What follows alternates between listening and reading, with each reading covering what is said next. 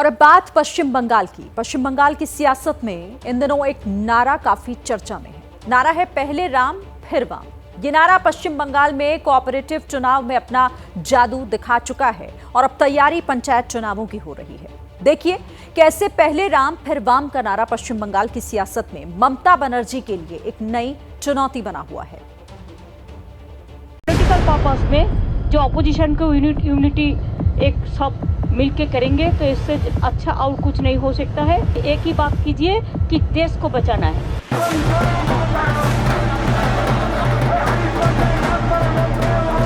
CPM BJP भाई भाई जे छिलो बाम सेही होयेछे राम।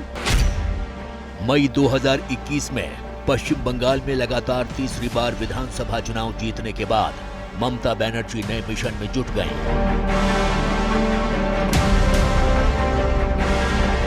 विपक्ष के हर बड़े नेता से ऑर्गेनिक फार्मिंग करेंगे तो सिर्फ आपकी ही सेहत ही नहीं बल्कि आपके पैसों की सेहत भी अच्छी रहेगी। ऑर्गेनिक फार्मिंग सीखनी है तो फ्रीडम ऐप को अभी डाउनलोड करो। ममता बनर्जी ने मुलाकात की। मिशन 2024 में विपक्ष को एकजुट करने के लिए ममता का दिल्ली दौरा भी बढ़ा। टीएमसी सुप्रीमो ममता बनर्जी की नजर सन 2024 के लोकसभा चुनाव और दिल्ली पर है, तो वहीं पश्चिम बंगाल में विपक्ष की नजर मिशन 2023 पर टीएमसी के खिलाफ राज्य में अपना मोर्चा खोलने की है। सन 2023 में पश्चिम बंगाल में पंचायत चुनाव जो होने हैं। पंचायत चुनाव में ममता को चैलेंज करने के लिए अभी से अनौपचारिक चुनावी गठबंधन बनने लगा है।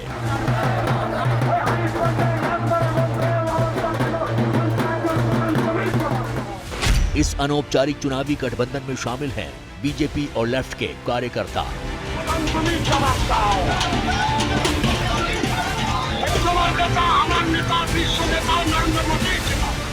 पश्चिम बंगाल में करीब 59,000 पंचायत प्रतिनिधियों के पदों के चुनाव पार्टी सिंबल पर लड़े जाते हैं।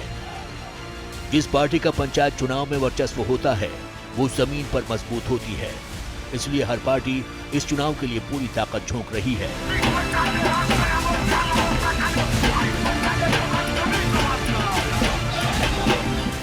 विधानसभा चुनाव के बाद पश्चिम बंगाल में मुकाबला अब दो तरफा हो गया है। एक तरफ टीएमसी है तो दूसरी तरफ बीजेपी। ऐसे में पश्चिम बंगाल में वाम मोर्चा के समर्थकों के बीच में लगातार एक नारा सुनाई दे रहा है, आगे राम पौरे बाम, जिसका मतलब हिंदी में ये होता है कि पहले बीजेपी का समर्थन किया जाए और जब ममता बनर्जी बंगाल के सीन से बाहर हो जाएं तो अपनी विचारधारा को फिर से एक बार राज्य में लेकर आया जाए। बीजेपी, लेफ्ट और कांग्रेस के नेता ये बात खुले तौर पर नहीं मानते हैं। ममता को हराने के लिए जैसे कि ममता ने पहले किया था, अब उनको हराने के लिए भाजपा वाम दलों के कुछ अप्रत्यक्ष रूप से साथ ले रही है, कांग्रेस का अप्रत्यक्ष रूप से साथ ले रही है कि कैसे ममता को जमीन जुटाई जाए। और ये लड़ाई ऐसी है, आने वाले दिनों में इसकी बहुत हिंसात्मक घटनाएं देखने को मिलेंगी।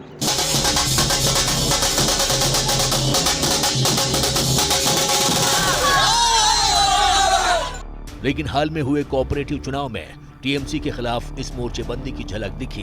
कोऑपरेटिव चुनाव में कई जगह तृणमूल को हरवाने के लिए लेफ्ट और कांग्रेस ने अपने उम्मीदवार नहीं उतारे। पूर्वी मोदिनीपुर में Nandakumar Baharampur cooperative agriculture credit society में बीजेपी और लेफ्ट समर्थकों ने मिलकर नए बैनर तले चुनाव लड़ा।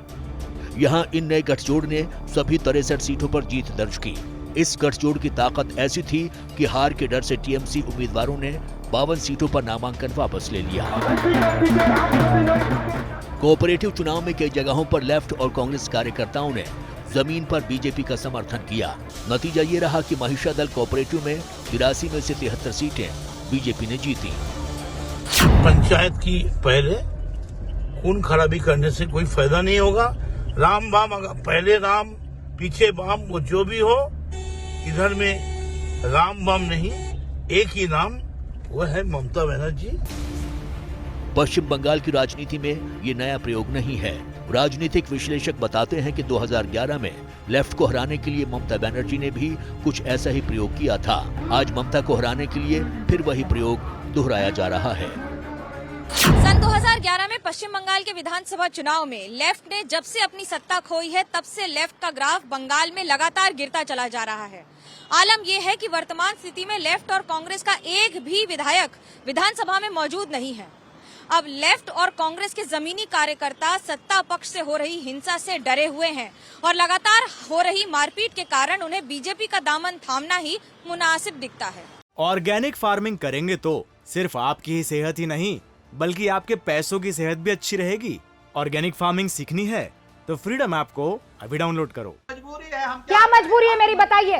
मैं अभी आपको बताती हूँ कि मैंने ओए होए होए होए नमकीन के चटकारे लेते हुए टकटकी मार के डिबेट शो को पॉज रिपीट कर कर के देख रहे हैं जोगिंदर जी। इनकी तरह आप भी देखें अपनी फेवरेट डिबेट्स को रिपीट कर और डाउनलोड कीजिए एबीपी लाइव ऐप अपने स्मार्ट टीवी पर।